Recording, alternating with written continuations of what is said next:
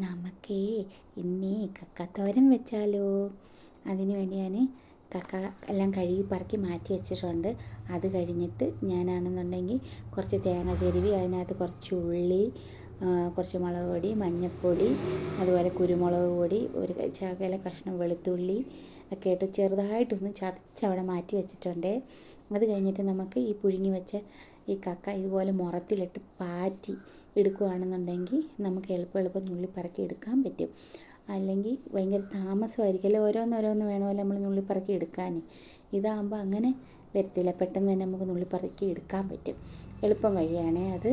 പിന്നെ ഇതുപോലെ കുറച്ച് എണ്ണ നമുക്ക് ചട്ടിയിൽ ഒഴിച്ച് അത് ചൂടായി വരുമ്പോഴത്തേക്ക് കുറച്ച് കടുകിട്ട്, അത് കഴിഞ്ഞിട്ട് ഉള്ളി അതിനകത്തിട്ട് കുറച്ച് ഉപ്പും കൂടെ അതിനകത്ത് ഇടുവാണെങ്കിൽ നല്ലോണം വഴണ്ടി വരുവേ. നല്ലോണം ഇങ്ങനെ നല്ല മൂത്ത് ഇതായി പെട്ടെന്ന് മൂത്ത് കിട്ടും നമുക്ക്.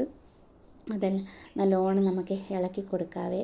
ഇളക്കി കൊടുത്ത് കഴിഞ്ഞിട്ട് കുറച്ച് കരിയാപ്പിലയൊക്കെ ഇട്ട് കൊടുക്കാം. കരിയാപ്പില ഇട്ട് കൊടുത്ത് കുറച്ചും കൂടെ നമുക്ക് വഴറ്റി കൊടുക്കാം. അത് കഴിഞ്ഞ് നമ്മൾ ചതച്ച് വെച്ച തേങ്ങ ഉണ്ടല്ലോ, ആ തേങ്ങ അതിനകത്ത് ഇട്ട് കൊടുത്തിട്ട് ഇങ്ങനെ ഇളക്കി കൊടുക്കാം. ഇളക്കി കൊടുത്ത് നമുക്ക് അതിൻ്റെ ഒരു പച്ചമണം മാറി കിട്ടുമല്ലോ. ആ പച്ചമണം മാറി കിട്ടുമ്പോഴത്തേക്കും നമ്മുടെ നമ്മൾ കഴുകി വൃത്തിയാക്കി വെച്ചേക്കുന്ന കക്ക ഉണ്ടല്ലോ, ആ കക്ക അതിനകത്ത് ഇട്ട് കൊടുക്കാം. ഇട്ട് കൊടുത്തിട്ട് നമുക്ക് എല്ലാം മൊത്തം അതിനകത്ത് ഇട്ട് കൊടുത്ത് നല്ലോണം വഴറ്റി എടുക്കാവേ. എന്നിട്ട് നല്ലോണം ഒന്ന് ഇളക്കി യോജിപ്പിച്ചെല്ലാം കഴിഞ്ഞിട്ട് നമുക്ക് അതിനകത്തൊന്ന് പൊത്തിയൊക്കെ വെക്കാം. പിന്നെ പൊത്തിയെല്ലാം വെച്ച് ഇളക്കിയെല്ലാം കഴിഞ്ഞ് കഴിയുമ്പോൾ ശകലം ഉപ്പും എല്ലാം കറക്റ്റാണോ നോക്കണം. നമ്മളെ ഉപ്പൊക്കെ കറക്റ്റാണോ നോക്കുകയാണെങ്കിൽ നമുക്ക് ഒത്തിരി ഓവർ ഉപ്പിടാതെ ഇരിക്കുകയാണെങ്കിൽ ഉപ്പ് കഴിക്കാതൊക്കെ ഇരിക്കുമല്ലോ.